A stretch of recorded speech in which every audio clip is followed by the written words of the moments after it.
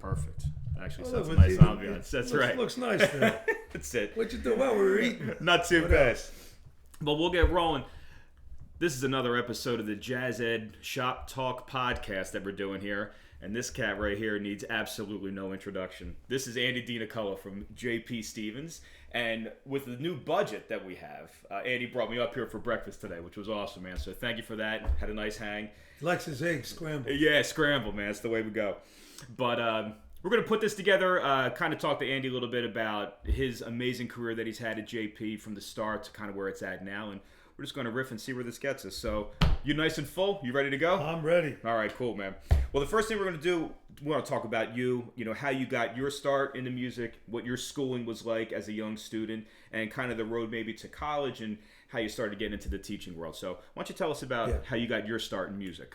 Like most students or most children, I was 11 years old. It was time to start playing an instrument. Played plenty of baseball and everything else. My Uncle Sam was a professional trumpet player, my father's brother, and we decided, Andy, let's play trumpet. So I picked up the trumpet. I enjoyed it, but I never thought I would become a real good player or would use it as a teaching tool later. You were going to play center field. I was going to play center field for the New York Yankees. That's all there was to it. I think I told you that once before. I like that. That was the plan. Somewhere, I enjoyed it. I played. I was a pretty good player. I studied privately with some great teachers. Manello Palumbo in New Brunswick, New Jersey. He was the man around here. I studied with him. Studied with a gentleman by the name of Rocky Ray, Robert Pinto, who just passed away a couple of years ago. Now he was 97, I think. Oh my gosh! Yeah, he came to one of my last jazz extravaganzas, and he was there, and he was very proud, and so was I. Wow. And you grew up around here? Yeah, I grew up in Edison. I grew up in the town that I teach in. On the other end, I teach in the north end. I grew up on the south end. Almost all the schools that I attended are gone now. They've torn them down and built new schools. They're not tearing you down, no, they were old schools. So somewhere, I think I was about 14 years old. I was going out for the basketball team at one of the junior highs I was at, and they found a heart murmur. And the heart murmur became a major problem because my dad had a lot of heart problems, and he eventually passed of a heart attack. So, Andy, I'm not signing any more forms. You can't play ball anymore. Wow, talk about a crush. Whoa. That was it. So shortly after, I said, what else do I want to do in my life? What else do I like? And I was lucky enough to have parents that said, do what you want to do, which is what I preach all the time. Forget about the money. The money will be there. I live comfortably. I've made a great life for myself without thinking about how do I make $1 million. So teaching. I thought for a while there I might want to play, but you know what? I watched my Uncle Sam when I was a kid, and he, his playing, got him 3 wives. To be honest with you, he was never home, and I said I don't want to be that way. Oh man, I loved my Kathy, and I'm going to stick close to home, and I figured teaching was the way to go. So I went to Montclair State College at the time, and that was 1969. Wow. And when I graduated, when I got out in '73, they were building a new middle school in my town, which I didn't even know of because I was away for that period of time. They were going to open up the school in September. Here it is about April, about this time of year, and I saw the old choir teacher from my school, who was now the music supervisor, and a friend of his, C.D. Richardson, who was going to be the principal at this new school. And Winston said, Andy, aren't you getting out of school soon? Graduate? I said, I just graduated. Well, how come I didn't get an application from you? I said, application for where? I thought there were no openings. No openings. We're building a new school. Get in the car. I said, get in the car. He says, yeah, I'm going to drive over there right now. I drive over there. He says, turn an application. I turned the application. A couple of days later, I got the job. So talk about being in the right place at the right time. I wasn't even going to fill out an application for my own town. So got the job. I was there for 4 years. At the end of the 4th year, and I loved it. Absolutely loved it. And this was middle school, you said, right? This was middle school. At the time, it was junior high, 7, 8, 9. 7, 8, 9. Yeah, 7, 8, 9. And I was cursed from that first year on because I had a trumpet player walk in the door, Jim Brady, who he was in ninth grade, and he played with the Saints. He played with the Bayonne Bridgman. It was at the time. What a set of chops! So I programmed all this ridiculous stuff for a kid in ninth grade. The band was super average, and this kid, I had him playing everything imaginable. So I was cursed for life. I thought every kid was going to come in playing like that. Oh my goodness! But they eventually moved me, kicking, and you know, I did not want to move. They called me in the office one day, and said, you know, we want to move you to high school. I said, oh geez, I don't want to go to high school. First off, I didn't know anything about marching band. Our marching band when I was at Edison High School was really not too good. And when I went to college, I had to put 1 year in of marching band. This was a requirement Yeah, or a requirement. Okay. And it was terrible. Oh yeah, I can't tell you. Really? I can't tell you how bad it was. Wow. And so I really disliked marching band. What about, I mean, before you get there, how about while you were at high school, though? What was your high school band experience like? Really not that good either. We didn't do anything. I kept talking to friends. Once I went to college, I talked to people that were in dynamite programs. Alan Fossa, Nick Marino, who now owns the music shop up north. They were in these programs where the marching band was great, and their concert bands were going places and playing. Their jazz bands were going places. We didn't have anything. There was nothing going on. We played a little, and actually, I owe my high school experience to a lot of what I do now. I promised myself it would never be that way. And for whatever that's worth, I said, I'm going to make sure when I get a gig, whatever it is, junior high, high school, I'm going to make sure my kids get a chance to go out and play, get a chance to just super enjoy the whole music field. So I thank my high school experience for that, because I promised it wouldn't be that way. Why do you think you stuck with it, though, if it wasn't that good? Friends. I met a couple friends that first year in high school, and we became super close. Matter of fact, I just 2 years ago, I went to my 50th reunion high school, and one of them was out in California for the last 30 years. I hadn't seen him, and what a night! We had a great time. Oh, you're kidding! But dude, we had a little band called His Majesty's Brass. Herb Alpert and the Tijuana Brass were the thing at the time.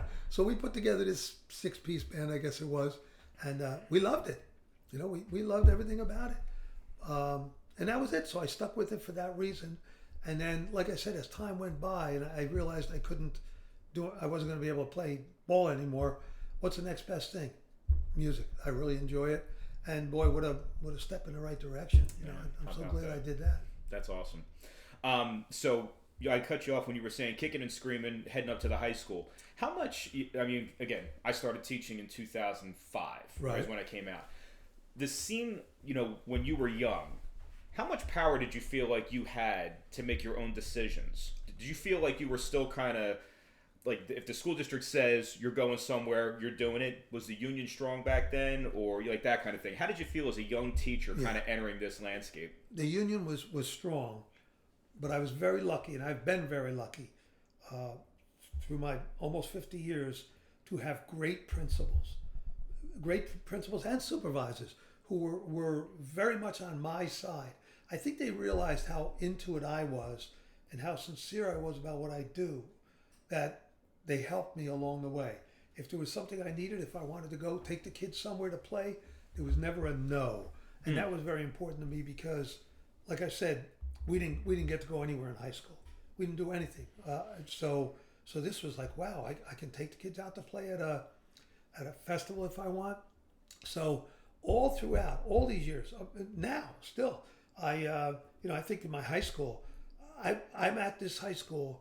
I've seen every principal, my claim to fame. I've been under every principal the school has known, and every head football coach. So when I got there in '73, the school opened in '64, I guess it was. Wow. And the principal was still there.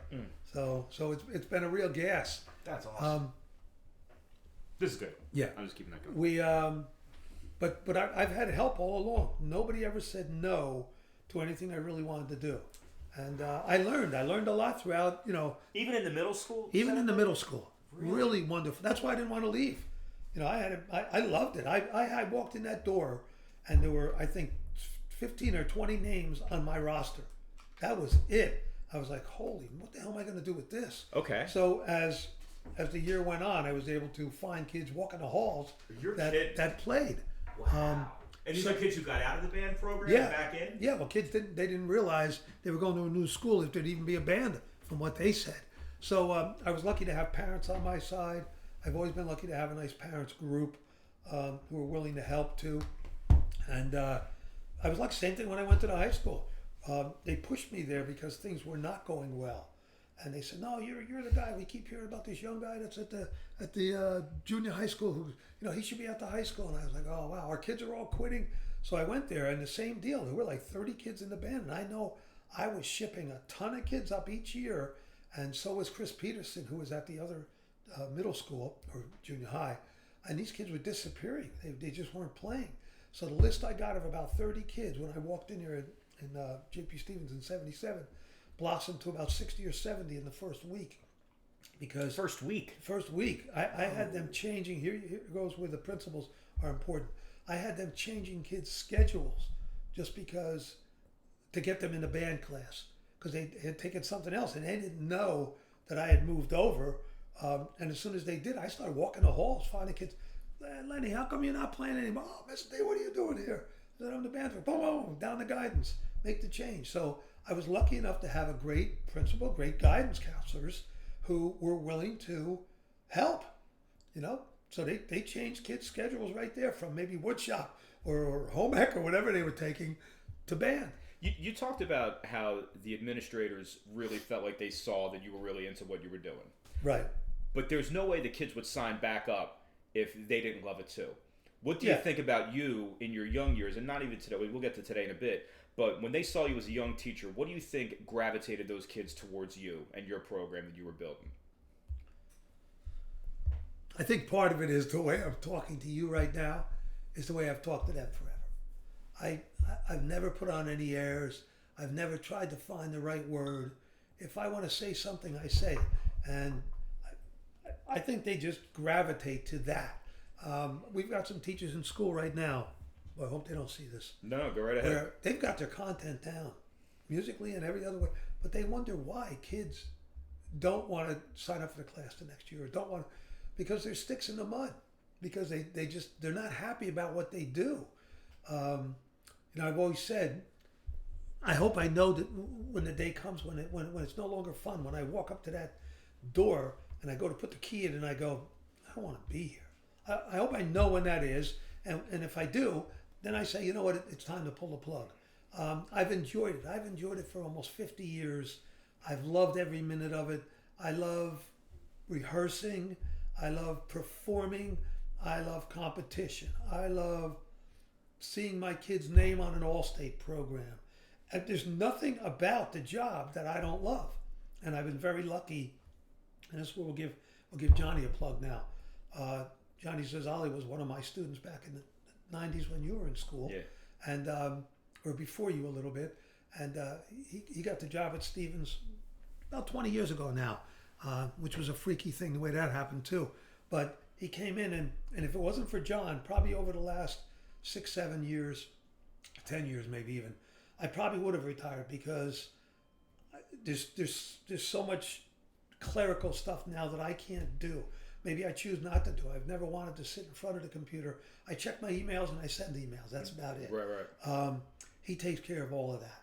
Now, we balance each other out because I take care of a lot of other things he doesn't want to do.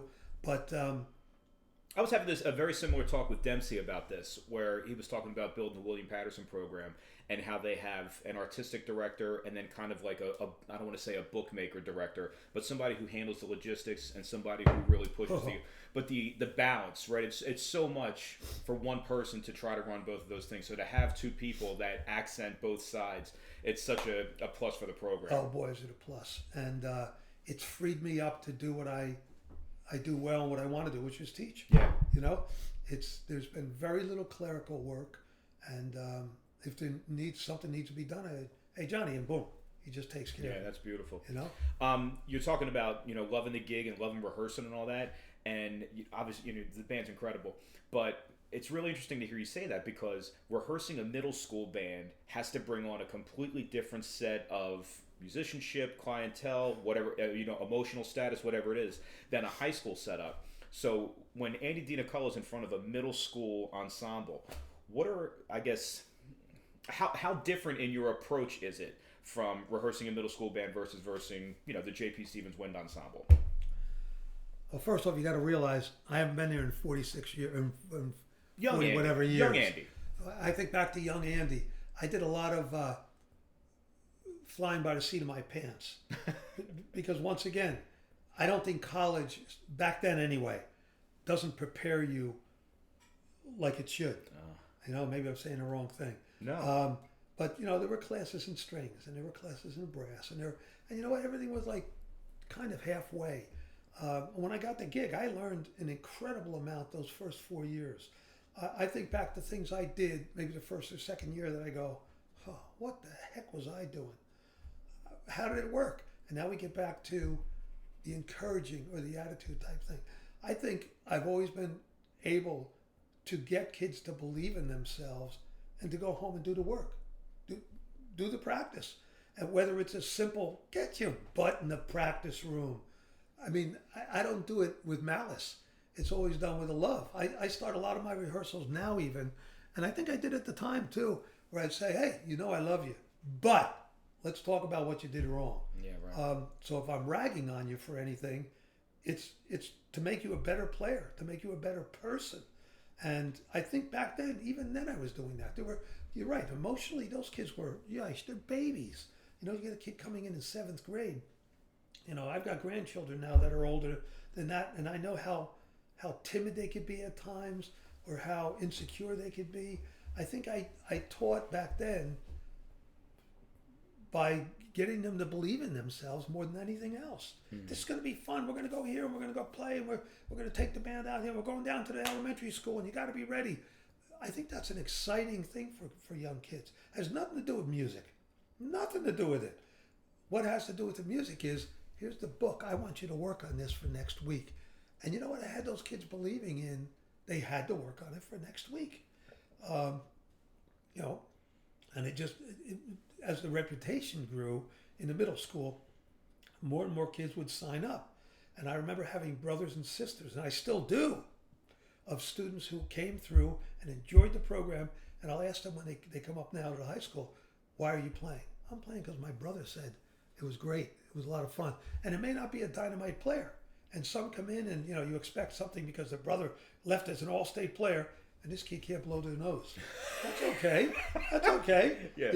I'm a great believer also, and there's a place for every kid. Right now, let's face it, we're in the same boat. We're signing kids up for next year, right? The classes. And the pandemic hit everybody hard.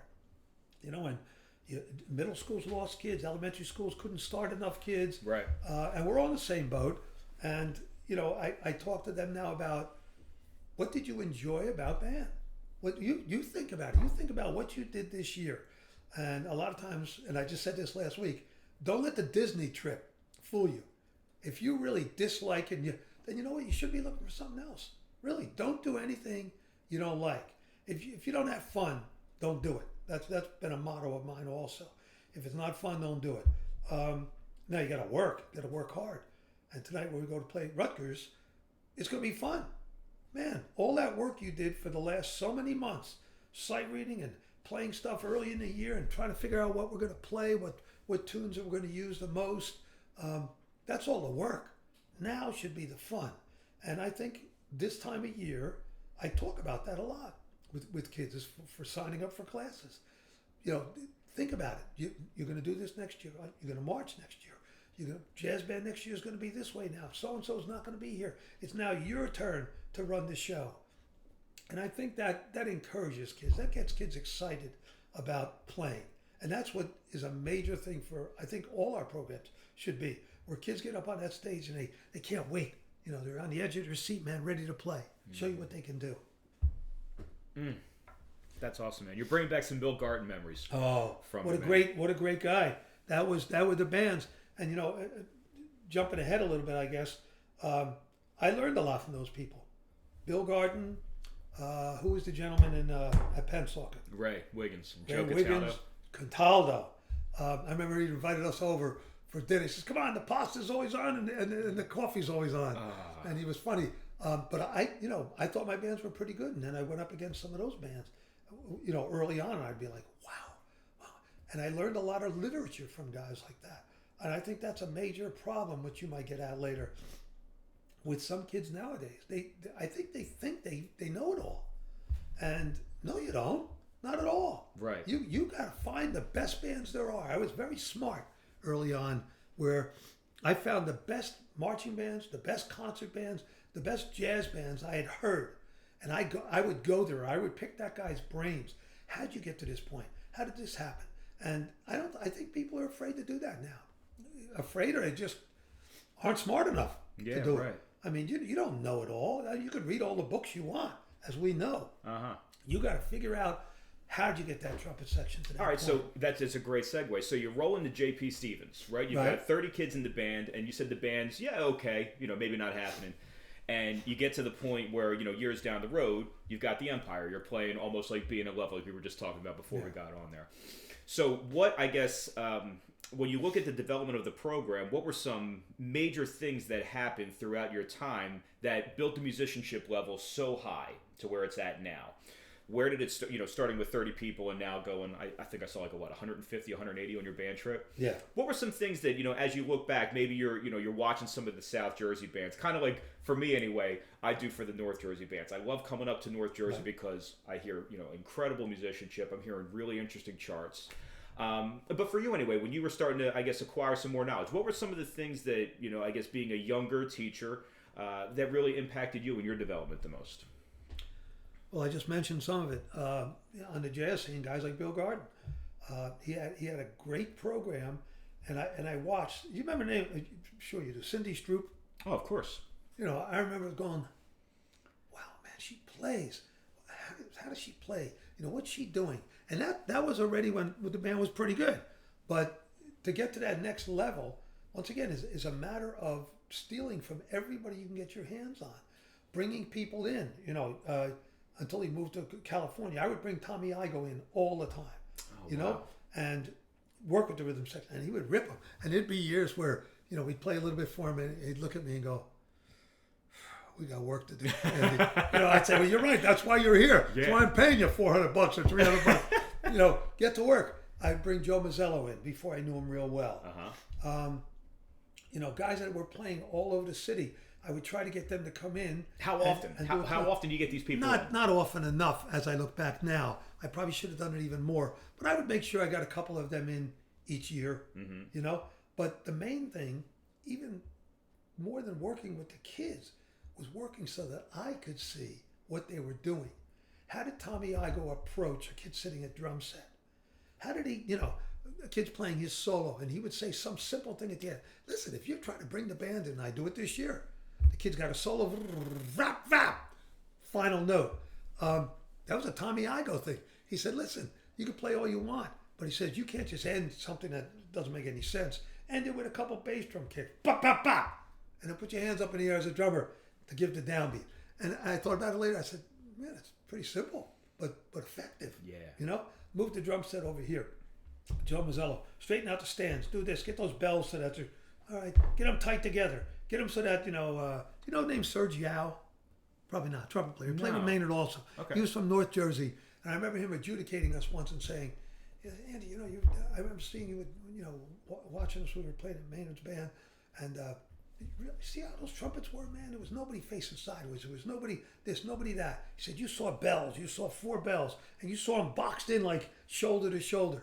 So I started doing more and more of that, and it's funny how adjudicators will even mention stuff like that. Say, man, your band looks like it's ready to kill, man. Yeah. It's ready to play, and simple things like that. Things that, once again, you learn from other people. Now, there's a lot you also learn on your own, trial by error, where you do something, and it's like, oh, that was pretty terrible. I got to make sure I put that in the book. Where don't touch it again. Excuse me. But that's really it. It's a matter of, I can't say that enough, of getting to see other groups that are real good. I remember way back when I was in the middle school still, or junior high, taking the kids, or me not taking them, but having their parents take them to go see Maynard's band at the Holiday Inn on Route 1. Joe Mazzello was in the band. 77, 78, no, 70, 74, 74, 75. And the kids being like, their eyes opened up. Man, you talk about kids coming back the next Monday and can't wait to get the horn out of the case and play. I don't think we talk enough about that. And they need to see live music. They need to go out and hear groups. Nowadays, turn the computer on. You know, you can get whatever you want. You want to listen to, I'm doing Laura, right? One of the tunes. Go listen to Laura. Listen to it being played as a ballad. Listen to it being played 20 different ways by 20 different groups and make up your mind. I approach soloing that way a lot of times, where you better learn that melody. You better know what if you can't play the melody, then you can't solo to it. You've got to, I was not a great schooled trumpet player when I came out of college. I was lucky enough to hook on with 2 or 3 bands, a couple of wedding bands, a polka band. I'll never forget. It was some of the best time of my life, man. These guys were talking about guys loving what they did. They were hooting and hollering. Oh my God! And I remember going, damn, man, they are really just loving what they're doing. Yeah. They can't wait to get out there and play the next polka or something. And here's this Italian kid with all these Polish guys that are yelling stuff. I mean, I don't even know what they're saying. And I learned to solo that way more than anything else. Wow. Play off the melody. I think I learned to play that way before I learned a whole lot of chord structure. Wow. If you think back, I'm sure Louis Armstrong didn't sit down and study a book on how to play. Right, Louis Armstrong played. Yeah. And when he was done playing, somebody wrote the book on what he played. That's my take on it. So, soloing is a funny thing. Kids are a little, they're shy to get up there and play. And until they do, and once they do, man, you can't sit them down. They want to play on every tune. They want to play. Tunes could be 10 minutes each. Right. Matter of fact, I have a problem with that right now. I'm trying to decide for this damn 20-minute state thing who's going to play and who's not going to play. Because we've opened things up so much. These 3 tunes have become like 30 minutes. I can't go out there and play 30 minutes. So right. Sorry, Farrah, you're going to lose some on your solo. Yeah, right. You're going to lose some. I want that piano up front to be like 20 seconds, not 2.5 minutes. Right. Stuff like that. But that's it. When do you feel like the killer instinct of the kids set in the program? If you look back, I remember being in school and JP was very competitive with Overbrook when I was there. And I would say neck and neck, right? Kind of hanging there. Definitely. And then over time, you've eventually kind of taken over. And that definitely has to come with the killer instinct of the kids as well buying in. Yeah. Do you feel like it was like early 2000s where you kind of started hitting a really important stride in the JP program? Yeah, I think you're exactly right. I think it took, as I got older, I'm 70 now. So I think somewhere when I got into my 50s, I really started to realize that there is no limit to what they can do. And to try to get them to realize that also, where you're a pretty good player, you could become a very good player. And by becoming a very good player, everything opens up for you, whether it's region band or all-state band, or us playing harder and harder literature. I look back at some of the stuff I did years ago, and I wouldn't play that same stuff for a lot of reasons. And one reason was I don't think they had to work hard enough to prepare it. Over the last probably 15 years or so, I've played a lot of heavy stuff that in the beginning of the year I say, I don't know if they're going to be able to handle this. And sure enough, they have. As you get them to believe in themselves and you get the killer instinct in them more and more, they'll surprise you. They'll do whatever you want them to do. I want that forte piano to be better, and I don't want you to sleep until that forte piano is exactly the way it has to be. I think the more you demand of them, with love, the more they'll do. They're kids. They're resilient, man. They'll do whatever the heck you tell them to do.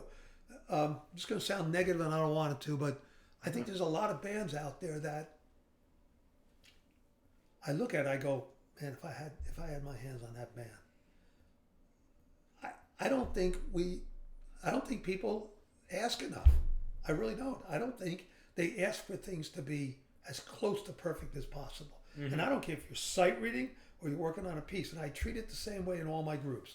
Marching band, wind ensemble, jazz band, they're all the same. demand it. If you don't demand it and you allow things to be played out of tune, then they're going to play out of tune. They don't know better. Yeah, I definitely had this thought, but I always think that it comes from the place of, for me, right? If Earl Phillips directed the J.P. Stevens Jazz Ensemble, the things that I could do. But it's not fair to the other side as well. Like if I had a struggling program, what musicianship do I have about me that could potentially build that up? I think it's easier to kind of look on the grass is greener on the other side sort of deal. But even then, with your program, and even just hearing the way you rehearse, it's really just because I think to my own detriment, I don't want to say a standoffish approach, but my mentality or rehearsal anyway is, well, if you're just going to do the forte piano like that, then that's up to you, as opposed to demanding it. I wish I had more of the demanding side of me. I've been asked to do some clinics for bands. I remember Elizabeth a couple of years ago when our buddy was still there. Wayne. Mm-hmm. And I came in and I couldn't do exactly what I wanted to do because I didn't know how the kids would deal with it. Right. My kids are one thing, and that's why I have never conducted a region band, and I've been asked repeatedly, region band, region jazz band, all this. I just don't do it because I don't know if my tactics, maybe that's the right word, would work for everybody else. I don't know. I don't know if... Even with what you've built over your career. Yeah, they know what to expect now. They know that almost nothing is going to be good enough. Now, does that sound freaky? Maybe, but it's not done with the intent of, you got to be better, you got to beat this other band. Yeah. Not at all. You know what? I've gone to a lot of doctors in my day. I'm not going to any more crappy doctors. I'm not going to any more okay doctors. After I had all my heart problems and all, I flew out to Texas to Dr. Cooley. He was going to do my third open heart surgery because he was the best name in the country. And I think when I did that, I started thinking differently about things being good and things being great. I have them believing, and myself too. My brother says, it's all competitive with you. I said, it's not competitive. I said, it's getting them to be as good as they can possibly be. When they go out and become an accountant, be the best darn accountant there is out there. Yeah, competitive with yourself. Yeah, with yourself.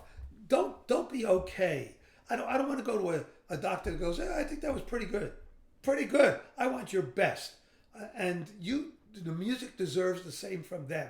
Mm-hmm. Every one of those kids. If you're going to be playing a chart by Maynard or something else, you have to do that chart justice. Otherwise, you shouldn't be doing it. Don't pull out a chart that's wicked if you don't have saxophone players that can move their friggin' fingers. I've heard enough of that. I've heard enough of, I hate to sound this way, but I've heard enough concert bands out there where an oboe solo comes up and it's terrible. And I don't feel bad for the guy. I feel bad for the kid. Should never put that kid in that position where if they're not good enough to play that solo and sound, and you know if it's going to sound good or not after rehearsing it. How many times you have to rehearse it where it still sounds bad and now you put it out there and you're yelling at the kid, whatever. The student may just not be good enough to do it. Right. I try to never program anything that every band member can't play. Every one of them should be able to play it in time. Mm-hmm. That doesn't mean they can play it in October, or even January. But what's going to happen by February, March? All right, it's coming around. I think that's important. I think it's important to get them to believe in themselves and say, I want to be as good as I can be. And they'll say sometimes, look what I did. And they make it sound like it's for me. I say, no, it's not for me. It's not for me. It's for you. Right. So that whatever you do in your life, you treat it the same way. You treat your family the same way. You treat everything. I'll say to the kids sometimes, and they laugh. I say, did you tell your mother you love her when you left today? And they just kind of look at me. I go, no. Answer my question. Did you tell your mother you love her this morning? Sometimes I say, you make sure you tell your mother you love her when you go home. It's just the way I am. Do you feel, coming off of COVID too, mm-hmm. right? All our kids are dealing with that. Have your tactics maybe backed off, to use your word, because of the fatigue of coming off of being away for so long? Or do you still feel like you have the ability to be you in front of specifically your program? Are you still you? Now you mean me? Yeah. Well, I think part of the reason that I'm going to retire next year, that'll be 50 years. And I'm going to do it kicking because I'm not going to want to do it. But marching band was a very difficult thing for me this year. Yeah. It was physically my buddy Johnny can still run up and down those bleachers and scream and yell. And I found myself really sucking wind during the marching band season. And in our school, everybody's involved in everything. In other words, I run the marching band with John. I do the top jazz band. I do the wind ensemble. We run lots and lots of ensembles during the year. The kids in wind ensemble all have to play an ensemble at certain times of the year. We have an ensemble festival. And Meaning a small ensemble? yeah, Okay. woodwind quintets, Sure. brass quintets. Some of the kids are involved in 3 and 4. You might have a French horn player involved in the woodwind quintet, also involved in the brass quintet, also involved in the French horn ensemble. And these are things that you run or the kids run them? We or- run. Well, okay. we give them the music. We tell them, for the most part, what they're going to play. The reason I say that is they go online now and they pull out some obscure crap. I just shake my head. I go, what the hell are you playing? No, you're not gonna, I'm not letting you do that. Yeah. Now, sometimes they do, or sometimes they write pieces. I've had kids write pieces. My piano player this year does a lot of writing. He's written some things for the concert band, and he's always entering into festivals for it, and he's a wonderful kid that way. But those are things that they know they're expected to do, and for me, it's just getting tougher. It's getting tougher and tougher to do, and I find myself, especially in the beginning of the year, maybe it's after relaxing at the beach over the summer, I don't know. I do know one thing, that when I do go, I'm going to miss it like incredibly. It's one thing I talk to my brother also. He'll say, competitive. I said, I'm not competitive. I love doing it. I love putting the key in the door 7 o'clock or 10 to 7 every morning, getting in there and yelling at some kid, getting to practice. And let's do the trumpet sectional this time. Let's do, all throughout the whole year, there's marching band sectionals, trumpets, trombones, every day in September, October. November, we start up really with jazz band. There's jazz band sectionals every morning. I run my own, saxophones, trombones, trumpets, rhythm section every day of the week. And that it's a lot of fun. It's I love it. I've never walked in going, I hate being here. Yeah. Not at all. So I know I'm going to miss it. This is built in But during I've the gotta school do day it. too, or these sectionals that you run? No, they're all morning and after school. Whoa. During the day, we're lucky enough to still have study halls. Yeah. Nobody has study halls anymore, it seems. And each year they keep threatening, we're going to try to get rid of them. We're going to go to block schedule. We're going to go to this, go to that. Right. For us, the study hall is perfect, because what we do is we get all the study hall lists in the beginning of the year. And every period that's not band, there's 3 different bands. John has a symphonic band, which is the middle band. Then there's a freshman band. Then there's my wind ensemble. Okay. Besides those 3 periods, every other period we teach lessons. Oh, wow. So we get all the study hall kids and we group them into study halls. And so sometimes it works out great where you have 3 or 4 of your best trumpets all together. Wow, that's great. And sometimes it's tough. We have to mix it a little bit. Mm-hmm. But every kid gets a lesson. So there's no way they don't have to prove to us they're doing some work each week. Yeah. That's great. So it works great. I love it. Man, we covered so much over here. Let me get you to this one. When we have our scoring sheet, when we go out to these festivals, there's all these different captions. There's blended balance, there's sight reading, intonation, improv time. Any of those on there where you feel like you're especially a strong conveyor of information?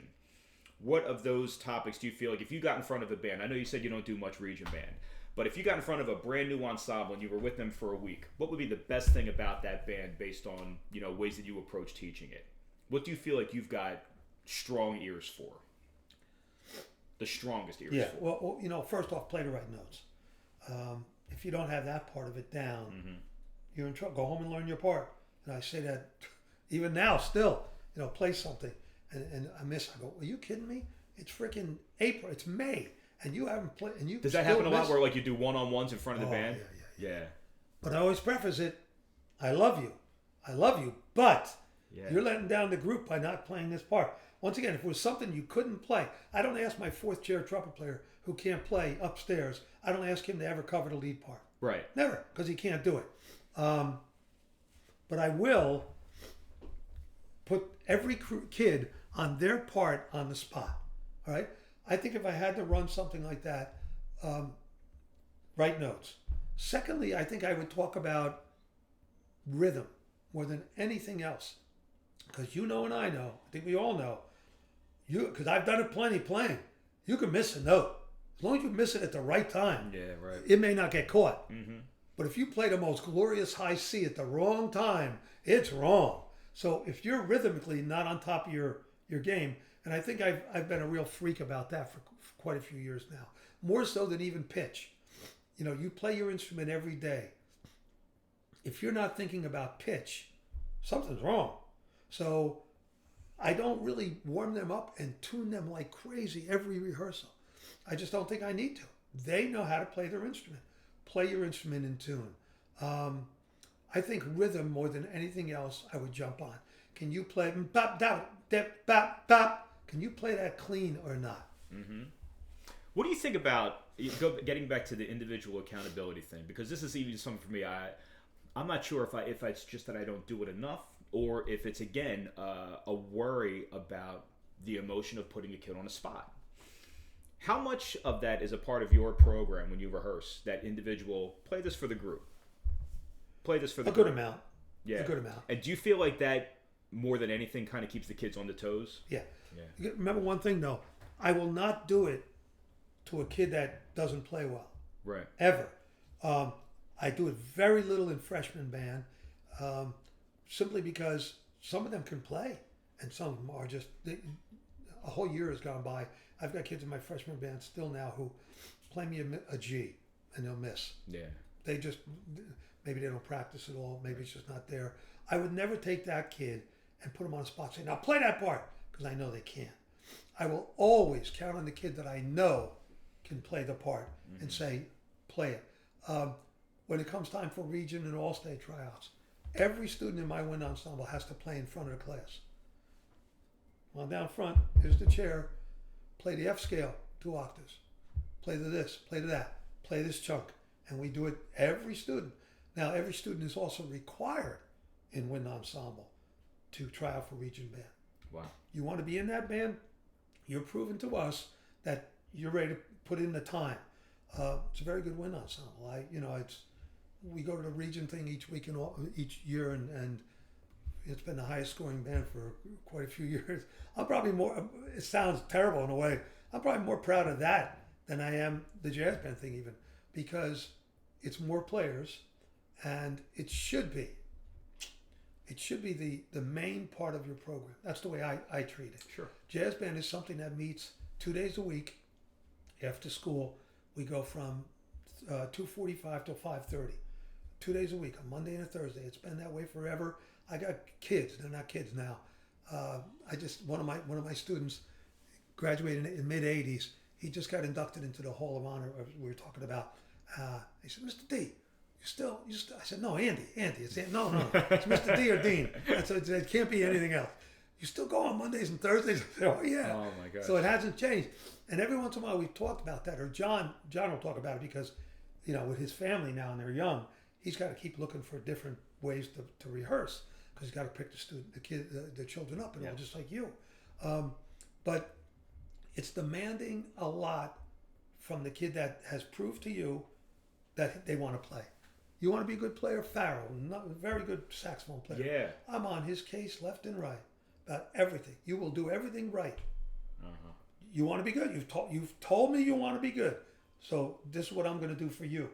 I'm going to tell you whenever you're not that good. Yeah. So I demand a lot. Yeah, I'm very demanding. So I guess I'll wrap this up with one more question.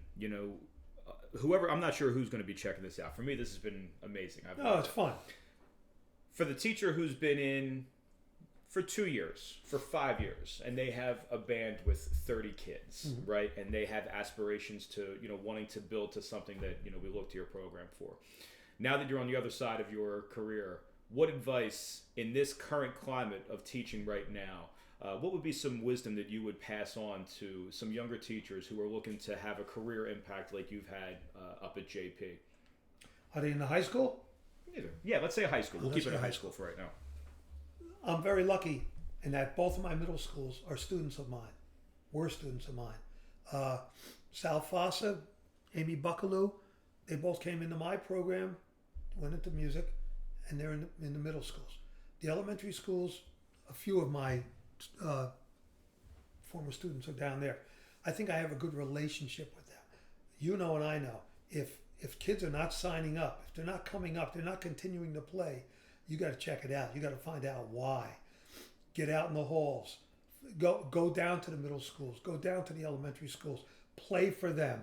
We have a thing coming up, we hope, June 1st, if they can all make it, where we're going to have our side of town, my high school, the 2 middle schools that feed us, and the 2 elementary schools that feed into them. We're going to play for each other.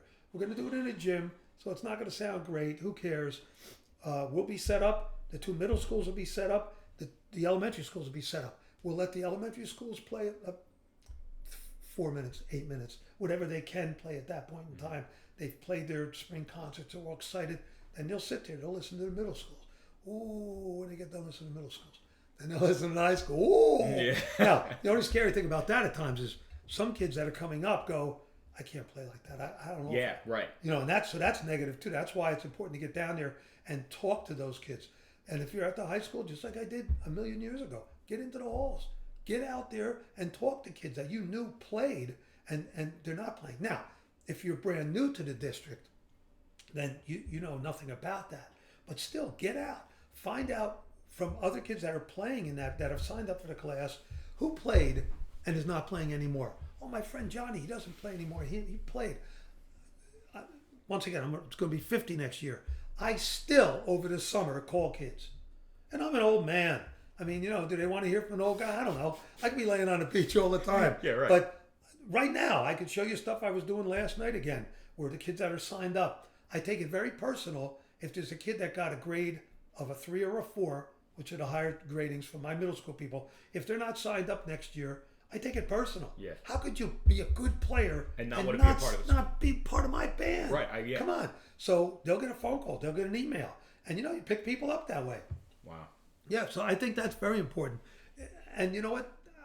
I think a lot of people just don't do it.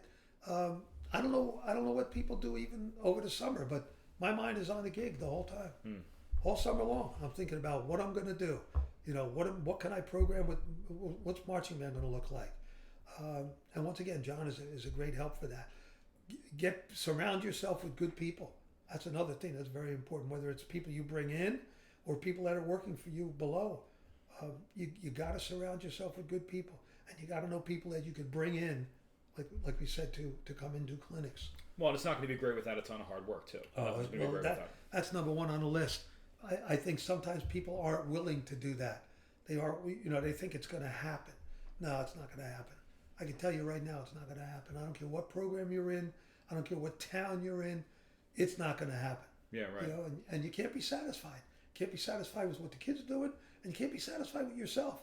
I've pushed myself through a lot of health problems and everything else, where it would have been easy just to lay back and go, maybe I just won't push. Nah, I can't do that.